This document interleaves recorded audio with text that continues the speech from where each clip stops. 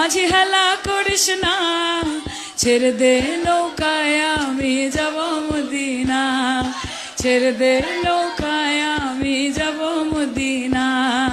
पश्चिम बंगाल की पूर्व मुख्यमंत्री ममता बनर्जी की मुश्किलें कम होने का नाम नहीं ले रही हैं। टीएमसी में बिखराव ने उनकी टेंशन को चरम पर पहुंचा दिया है। ममता बनर्जी की तृणमूल कांग्रेस में भगदड़ मची हुई है। कई दिग्गज नेता दीदी का साथ छोड़ रहे हैं।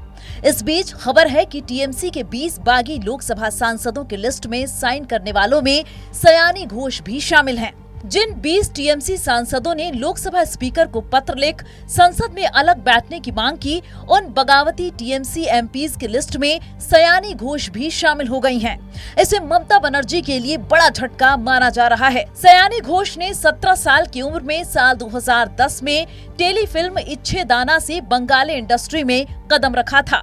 इसके बाद वह एक प्रसिद्ध अभिनेत्री और गायिका के रूप में अपनी अलग पहचान बनाती गईं। सयानी घोष पश्चिम बंगाल की फेमस अभिनेत्री, गायिका और तृणमूल कांग्रेस की सांसद हैं। 12वीं तक की पढ़ाई करने वाली सयानी घोष 2021 में ममता बनर्जी की पार्टी में शामिल हुई थीं और टीएमसी ने उन्हें आसनसोल सीट से विधानसभा चुनाव लड़ाया था, लेकिन उन्हें हार का सामना करना पड़ा था। सयानी की नेटवर्थ की बात करें तो ये 90 लाख रुपए से ज्यादा है। बंगाल विधानसभा चुनाव प्रचार के दौरान गाए गए उनके गाने मेरे दिल में है काबा और आंखों में मदीना के लिए काफी चर्चा और विवाद का सामना करना पड़ा था।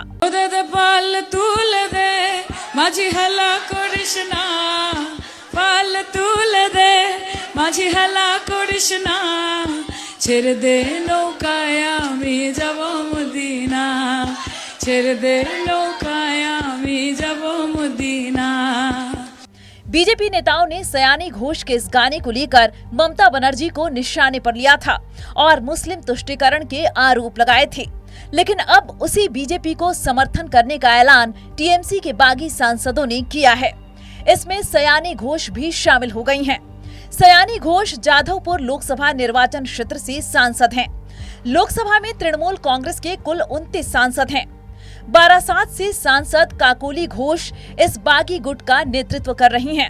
सयानी घोष तृणमूल कांग्रेस की एक फायर ब्रांड नेता रही हैं। वह जाधवपुर लोकसभा सीट से सांसद हैं। उनकी तुलना ममता बनर्जी से की जाती रही है। वह बड़े से बड़े नेता को खरी खरी सुनाने में जरा भी हिचकिचाती नहीं हैं। सयानी घोष ने 2021 में औपचारिक रूप से ममता बनर्जी की पार्टी को ज्वाइन किया था। इसी साल सयानी ने आसनसोल दक्षिण से चुनाव लड़ा, लेकिन वह चुनाव हार गई थीं। हार के बावजूद अभिषेक बनर्जी ने इसी साल सयानी घोष को पार्टी की युवा इकाई टीएमसी यूथ कांग्रेस का राष्ट्रीय अध्यक्ष बनाया। यह पद पहले अभिषेक बनर्जी के पास था। पश्चिम बंगाल विधानसभा चुनाव में करारी हार के बाद टीएमसी के 20 लोकसभा सांसदों के बागी होने की चर्चाएं हैं। तृणमूल सांसद काकोली घोष दस्तीदार के नेतृत्व वाले बागी गुट ने दावा किया था कि वे लोकसभा अध्यक्ष को पत्र लिखकर राष्ट्रीय जनतांत्रिक गठबंधन के समर्थन की घोषणा करेंगे। उन्होंने यह भी दावा किया था कि पार्टी के लगभग 20 सांसद उनके साथ हैं।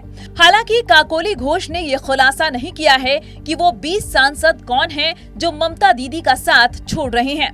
इनमें सयानी घोष का नाम भी शामिल बताया जा रहा है। हाल ही में टीएमसी राज्यसभा सांसद सुखेंदु शेखर राय ने पद और पार्टी से इस्तीफा दे दिया और संकेत दिया कि जल्द ही और राज्यसभा सांसद भी इस्तीफा देने वाले हैं।